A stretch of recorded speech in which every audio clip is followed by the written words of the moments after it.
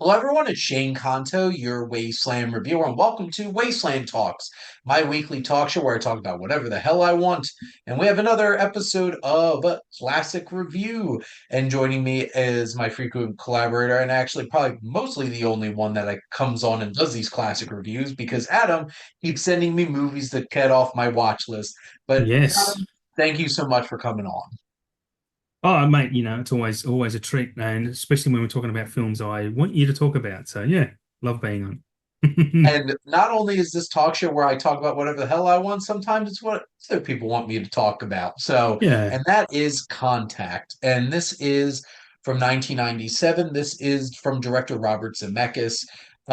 If you were wondering, if you watched the new Here trailer, which his new film, it's from the director of it has like Contact, Back to the Future, this, that, and then Forrest Gump at the end.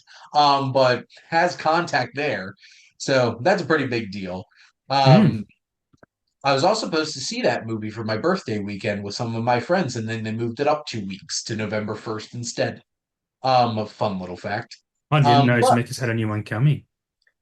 it's an interesting idea of where the camera stays in the same place the whole entire time, and we go through uh literal like thousands of years from dinosaurs up until Tom Hanks and Robin Wright starting a family. And they use a Wow. lot of that de-aging kind of stuff for it and then elderly makeup and stuff like that. So it's definitely an interesting gimmick. We'll see if it So works out because Zemeckis has might really be, been leaning into gimmicks, I feel like post contact, to be yeah, honest. yeah, Oscar So Beatty maybe too. which I'm sure he's trying to gun for some kind of awards. It's consideration for here, but I feel like this is so strange that I never watched Contact before because I Me feel like too. this is the kind of movie that I definitely would have watched when I was younger. And like it's a big sci-fi kind of film and it's Zemeckis, so like and he was certainly one of the biggest filmmakers in the 80s into the 90s. This is Mm. only 3 years after, Forrest Gump cleaned up the Oscars. So this film focuses on Dr. Ellie Arroway, after years of searching, finds conclusive radio proof of extraterrestrial intelligence sending plans for mysterious machine. And this is a 2.5 hour film. I came pretty darn close to loving this. I feel like there's Hmm. a couple of things that I'm still processing, Hmm. but especially when she finally gets where she's going. I'm still Okay. processing We'll that. discuss that. We'll discuss Yep. that. And also very interesting effects. Mm. Well, also like this is 1997, so you have to be Yes. open-minded. It's not. This isn't like the ending of the Power Rangers movie, like horrific special effects. This is actually. It's not quite James Cameron level special effects, but it's pretty darn close, to be Yeah. honest. I think And it's pretty impressive. what's so interesting is this film takes a really long time to get into that like effects driven sci-fi because it takes a long time of like building up it. And first off, Jodie Foster's amazing. I love Jodie Foster. And this is what, 6 years after Silence of the Lambs. She's huge at this point, and Hmm. her anchoring this kind of film is really impressive. And she does such a great job. Um, this Yeah. is like at that point where like can't well, I think this was before Matthew McConaughey found himself locked Yes. in rom-com jail. Yeah, Because yeah, this yeah, is this is around the same time as A Time to Kill. Like around that time. I can't remember exactly. That might have been 96. Um, yeah. Yeah, it is around that time. It's pre-Ed TV, I know that. yeah, and then there's a lot of great like Tom Skerritt. God, God, I hated his character so Yeah, much. yeah, I want yeah. to Well, jump through that screen and punch that mustache off his goddamn face. And then John Hurt, who was in mm, such a very interesting kind of role that he kept popping up in. And even hmm. like special shout out to David Morse, who wasn't in the film Oh, much, but this soft spot, whether it's 12 Monkeys. Yes. Or what show was he The on? Rock. He was also in The Rock too, David He Morse. was in The Rock. He was He in The was Green Mile. Green Mile. There 90s was there was a character Netflix actor. television show that I used to watch with my mom that he was in, and that's like what really stuck in my head. And I'm trying to buy some time here to go find that. But there's a lot of interesting like character actors that pop up in this for sure. But James this is Woods. ugh, Angela Bassett. I was surprised about the Angela Bassett part, but like, Yeah. oh my God, James Woods, such an asshole. He plays. Oh, it's the show Hack. I remember watching that. It was like '02 to '04. That show came out Right. with David Morse in it. But no, oh my God, James Woods in this. He was peak villaining. Oh, Like this is oh yeah. '97. He was Hercules. In This Hercules, he was Hades at this this whole point. movie is full of villains. This whole movie is Yep. full of villains. So many villains. Um, William Fitchner, great character actor, Yes. Yeah. popping up. I'm trying to see. I like how Larry King gets a credit here. Yeah. Even like a James, young Max not James. Martini pops up in here. I'm trying to. Who Jay played Leno. That's what I meant. Jay Leno? Geraldo Rivera also gets a credit in here. Yeah, yeah.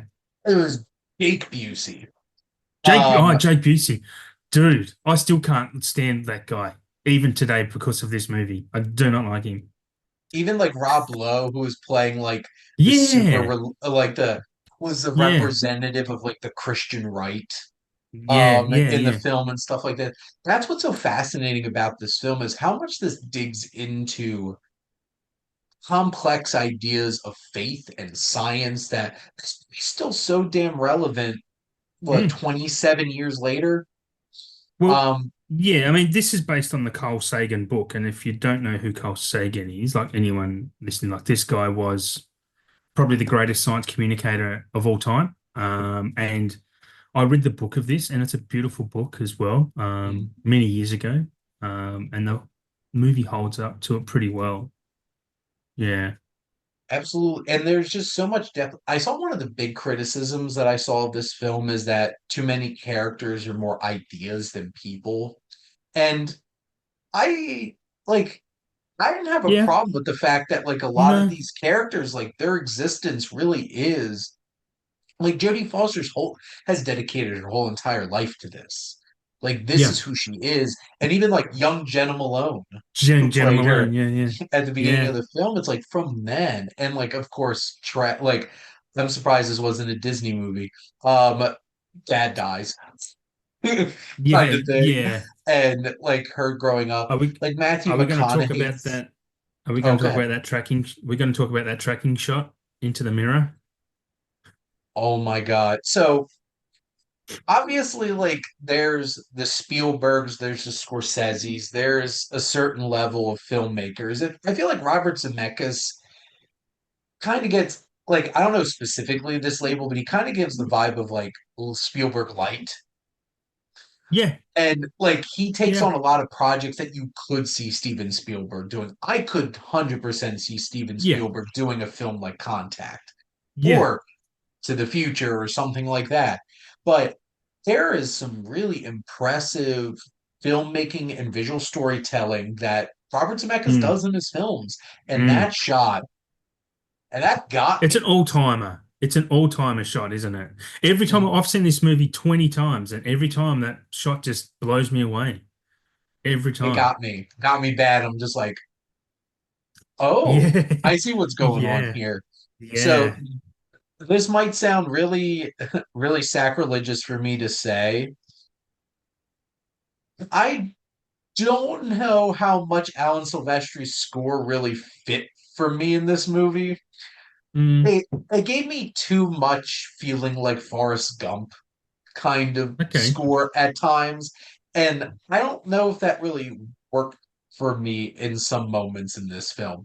There's moments where the score really fits, but I feel like it was trying to be a little too much of like the like feel some things because like the whole entire score Yeah. for Forrest Gump is like, hey, you want to cry? You want to cry? You Yeah, want to tear up a yeah, little bit? I feel like there's moments like that with the score in this movie, and I don't know if this film needed that, but once it does get into some of the big special effects driven stuff, like that's pretty impressive. Like the whole yeah, first attempt to go and what wound up happening, that shocked the hell out of me. And I'm just like, and I'm sitting there, I'm like, this can't play out, right? This isn't how this story's supposed to go. And mm, the interesting twist that they take on it with mm, the religious zealotness and like Christian terrorist, yeah, taking down this mission. I'm like, holy crap. yeah, And that was something else.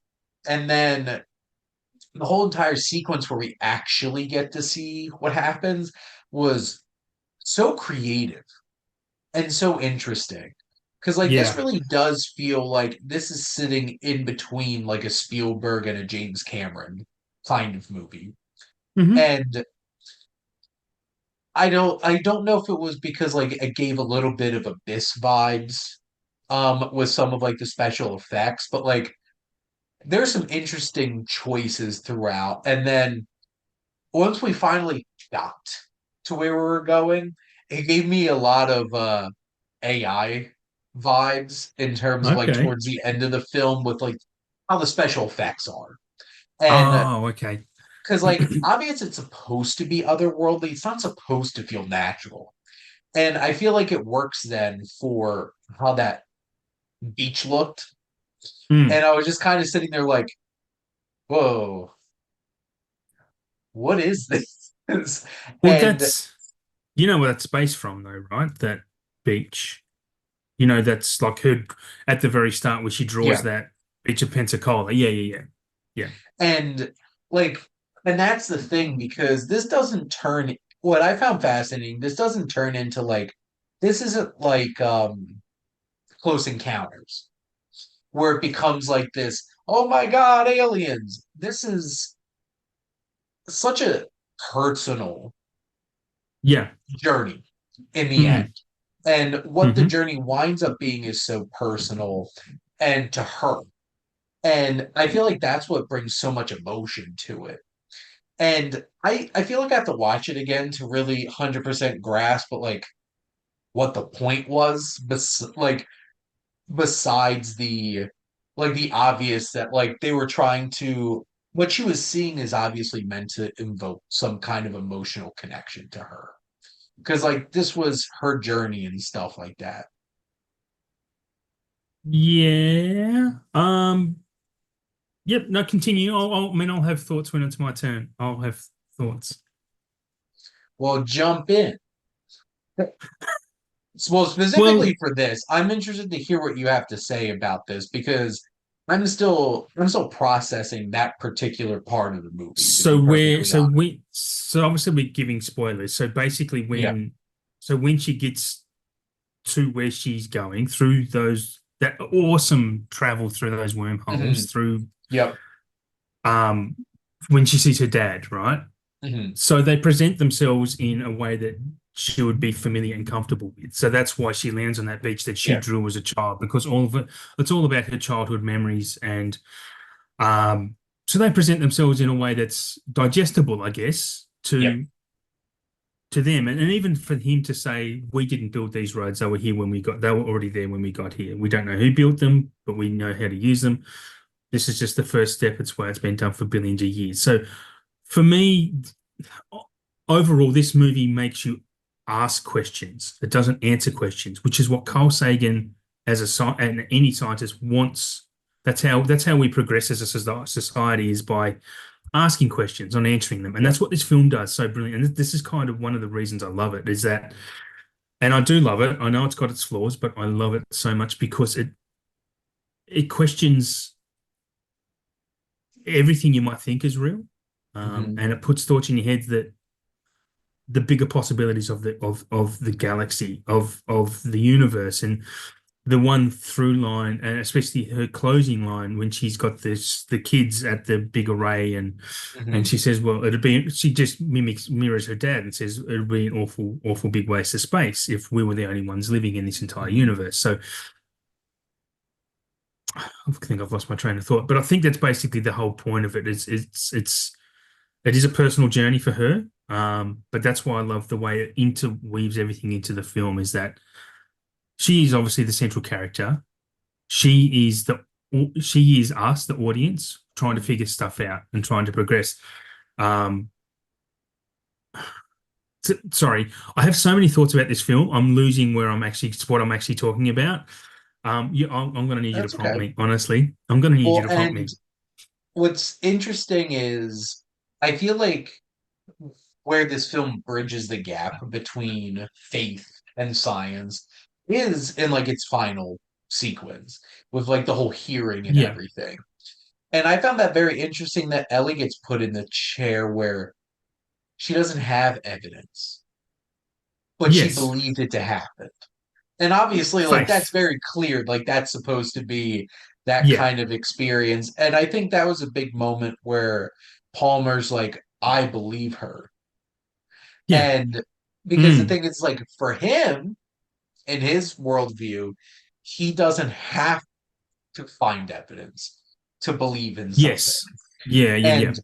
her perspective is there has to be evidence. And I felt gutted Mm. when earlier in the film she didn't get picked and it was because of him. Oh, yes. And I'm Yes. because that scumbag David just wants to tell everybody exactly what they want to hear. Yeah. Tom Skerritt was so good in this, and I hated him Mate. so much. He So is much. the absolute worst.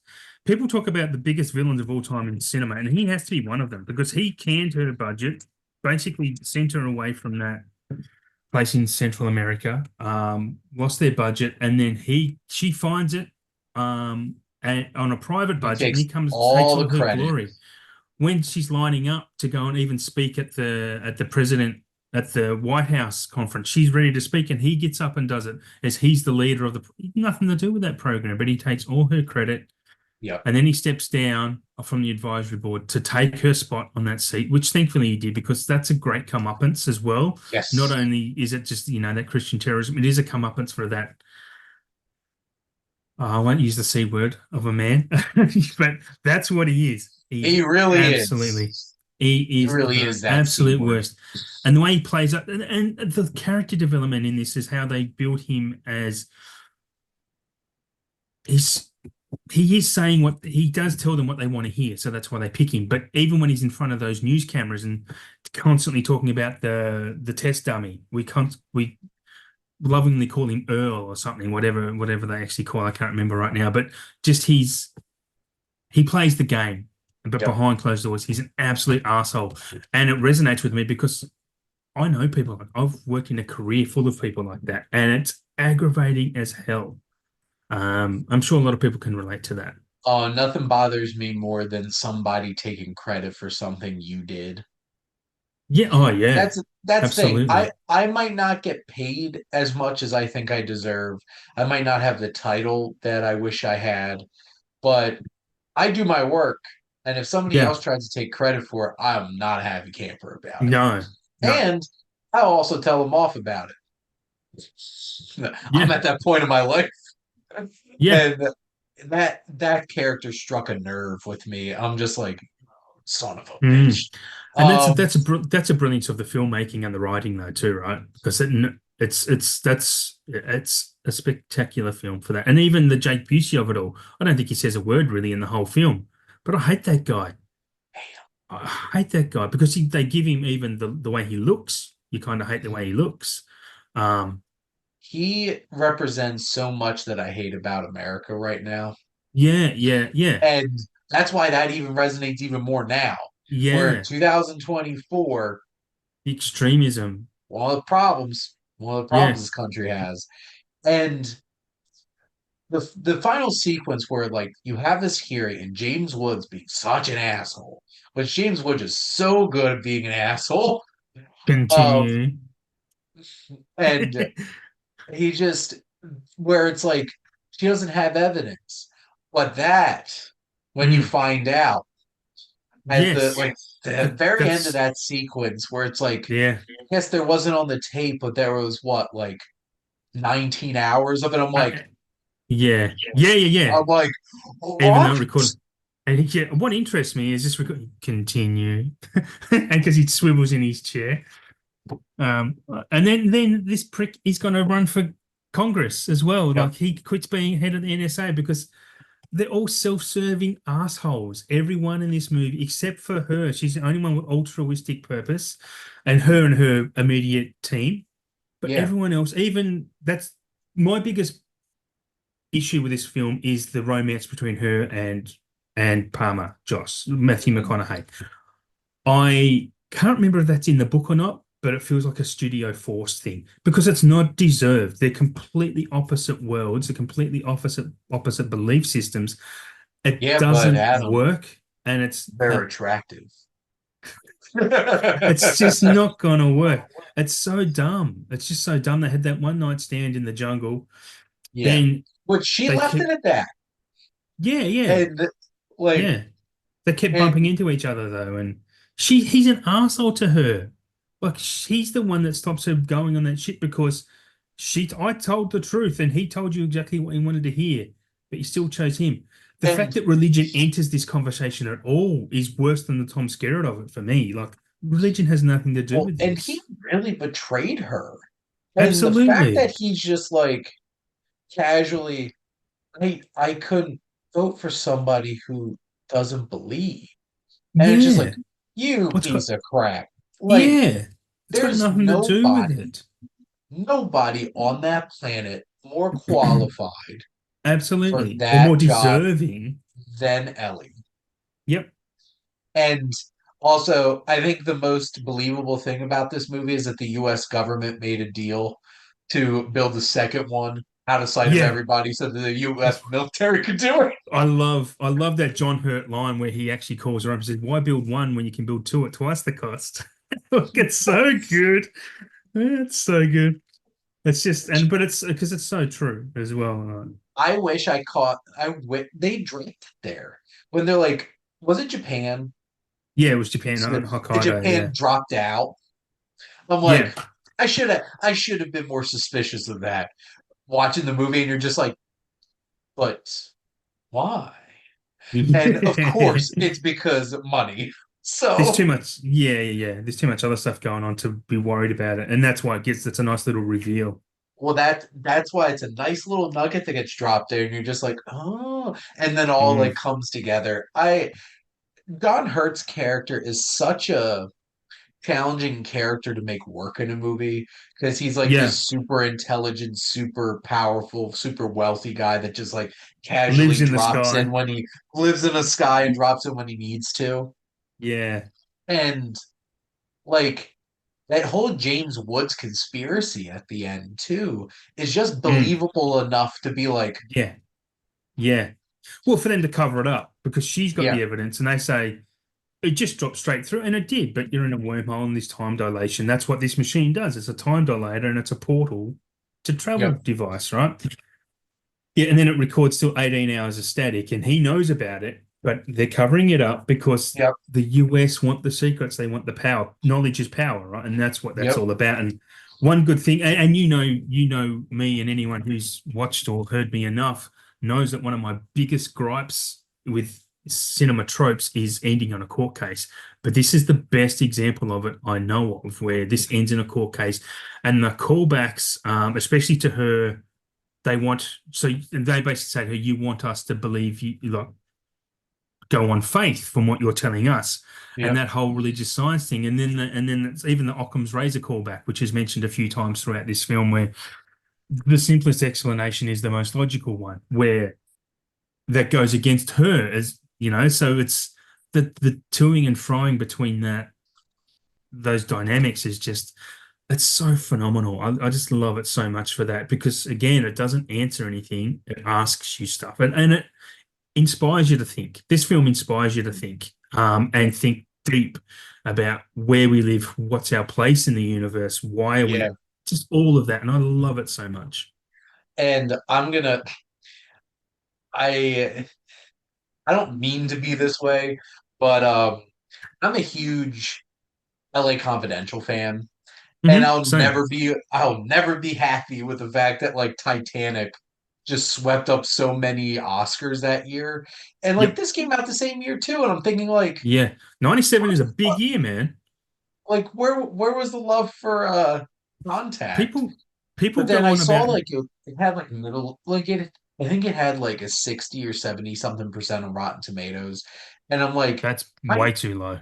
I don't get how this wasn't in the conversation. Like, I love the Full Monty. I think that is such a sweet and fun movie. hmm But like that got nominated for Best Picture. Yeah. Well, you got Boogie And, Nights. As good as it yep. gets. Air Force One Breakdown. There's so Get many. off my plane. Yeah, get off my plane.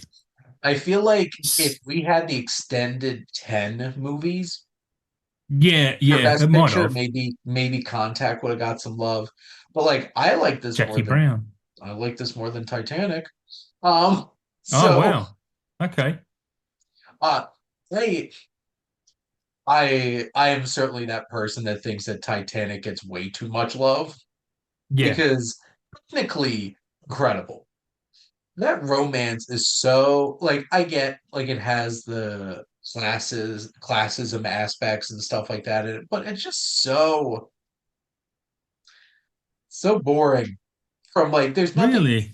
I I I don't think love the movie is Titanic. boring. I don't think the movie is boring. I feel like the how the romance plays out is so boring in the fact that it's just like this is like he's pretty, she's pretty, he saved my life, and that's about it. And like, Yeah. and also, I feel like the movie completely jumps the shark when Billy Zane starts chasing them around with a gun on the Titanic. I remember watching that sequence every time, just being like, "This is ridiculous." But not to turn this into shitting on Titanic, just saying, I'm a little surprised that Contact didn't get more love Yeah, and yeah, yeah. attention in Absolutely. 1997, especially because this was Zemeckis. And was this literally his next movie out of after Forrest Gump, or did he have Good. something? That's a good question. I can look that I'm up the one with right now. IMDb in front of me. Oh, No, I'm me just like, too. yeah, like he did. It looks like he did a final episode of Tales from the Crypt in between, but like Okay. it was Forrest Gump '94 and then Contact, and Yeah, then I wow. feel like Well, he was on a good run, Cast wasn't he? Castaway kind of ended that streak of his, and then he jumped into doing that motion capture Polar Express, animation Bale. Yeah. movies. Hmm. Interesting. Allied. I think a lot more than a lot of people gave it credit for. But Yeah, I've then not seen Allied. between Right? Welcome to Marwin, The Witches, and Pinocchio, Yeah. hasn't been a great streak for him. No. Well, He needs to get away from the animated stuff.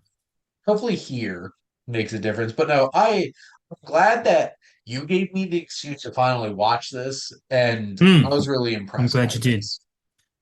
Yeah, I'm glad And you liked it. I reckon rewatching. I mean, I watched this obviously back in 90, well, when it was out 98, probably on a VHS, and I loved it because of that time in my mhm, life. I was, figuring things out for myself, and this helped me do that, I think, a little bit. But again, yeah, like I said, I've probably watched this 20 odd times at least. And for me, for a 2.5 hour film, it shoots along. Like it's not yeah, well, great it's not pace. a draggy film for me. Like it's a really impressive storytelling. There is obviously some faults with it. I mentioned the romance of it. I didn't like. There is a lot of news position, um, where you figure out what's going on because of the news. Yeah. But again, the climax of this is great. That whole travel through the universe, the opening crawl of this, where the radio signals left Earth and traveling through space and Mhm. through the galaxy and the universe, like I love that whole side of it because you kind of know where the story's going to go just from that. Um, when Not that gonna lie, radio signal comes back, I was half expecting to hear like the it's Danny Elfman, right, that does Men in Black. Half yes, expecting to have that yeah, score play. yeah, that's a good point. I like that. Um, I lost my train of thought. What we were going to say. Sorry, Um, Adam. oh, when no, no, no, sorry. When the signal actually comes in, I love the Mm, whole sound design of that. That yep. thump, that metallic thump of it, and then the looks on their faces when the first thing they say is a swastika, and then it's Hitler giving his speech at the 36 Olympics because it was the first signal strong enough to leave the Earth's atmosphere. Mm, But the instant, I love the way this film highlights the natural nature of humanity of not to trust what they see or not to trust anything. Also a really good commentary on our follies and whatnot because there's trust is a big factor throughout this whole film. It's a big theme, but especially but you've got it between Ellie and Palmer. You've got it between the government and their and the findings that they find that they get. Um, it's just even when they build the safety seat in the transport device, even though the schematics don't build that, we're not putting you in there without something to hold you in. Like it's obviously not needed, and even that little part in her travel where the seat breaks off and just slams against the ceiling of that thing, yeah. it's superb. Like all of that is just I don't know, just nice little touches that I don't know, make me love the film even more. It's great. I'm impressed by films that deal with outer space and Mm. extraterrestrials that find that very specific and important theme. This is similar to Arrival, communication. Yeah, And yeah. It's like first Arrival, contact. obviously, like Arrival goes full blown into Mm. communication and language and stuff like that, but this is about that Yeah. communication. Um, and how like our radio waves and going out there. Close Encounters, they speak Yes. through Yep. music, which Hmm. also I love when I think it was the Actors Studio host who's like because Steven Spielberg's father was a computer like scientist and his mother Yes. was an artist. And he's like, do you imagine that maybe that came from the mixing of your two parents? In terms of like a Art computer and playing this science. music. And Steven Spielberg just sitting there like he was in a therapy session and his therapist just Yeah. cracked his trauma. And Yeah. he's just Correct like, the code. Yeah. he's like, oh, I think it might have been. And like I need to that watch kind that. of like layered down in there Yeah. somewhere that came from somewhere. And Yeah. I know this is controversial for some people, but like Interstellar and it's about love and Yeah. love going across, Yeah. which was a bold move for Christopher Nolan, seeing as everybody said every other one of his movies had no emotion in it. So he's just like, I'm going to make the whole thing about love. But Yeah. that kind of And disguise idea it. of love going across and permeating different dimensions and through Yeah. space and stuff Yeah. like that. Love is bigger than anything, I guess. Any of Yeah. and this film really captured that in an Mm. impactful and poignant way in terms of its theme and what it was trying to say. And I respect the film Yeah. a lot for it. Yeah. And just It's to such a reinforce, I want to see Jodie Foster keep doing more things because I love Jodie Foster. Yeah, Jodie Foster's great. I only recently watched her in Silence of the Lambs, I guess. I watched that pretty recently as well. Yeah. I did watch Naiad that her and Annette Bening Oh did yeah. together, and I've seen then Naive. True Detective season four, Mm. which I know a lot of people had a lot of mixed feelings about, but Jodie Foster was great for sure. Got nominated for a And few Emmys, didn't it? I thought it was pretty well received. I really liked it. Um, it was definitely better than the second season of True Detective, at least for me. Um, that first season of True Detective, though, that was something special. Speaking of Yeah, Matthew it was. McConaughey, But yeah, yeah, and yeah. Yeah. um, one of my favorite jokes I heard from Between Two Ferns was, "So, The sack not being hacky. what was the weed budget on season Yeah. one of True Yeah. Detective, and how much of that budget did you smoke today?" Yeah. That was That awesome. was He also says something so good. about How do you feel knowing out there with you and Woody Harrelson acting together that there's a sack not being hacked or something? And McConaughey loses. I've seen a blooper of that. I don't know if they Yeah. actually made this show. It's Oh, look, McConaughey loses it. It's so funny. so funny. But this is definitely a film that I want to double check because this actually you could rent it on Prime. I'm not Hmm, sure if it's specifically streaming anywhere, but I think this is a film worth seeking out. If and like absolutely. I watched a lot of movies from 97 and 98 and 99 when I was a kid. Like I probably watched Hmm, and this is PG, so like this was something I could have watched. yeah, And I've always loved science fiction and stuff like that. And I'm little surprised this one got by me, to be honest. And it took me until my 30s to watch it. But it's never too late to watch a great film. never too late. Never too late. Hmm, Never too late. interesting. There we go. But Adam, thank you for the recommendation.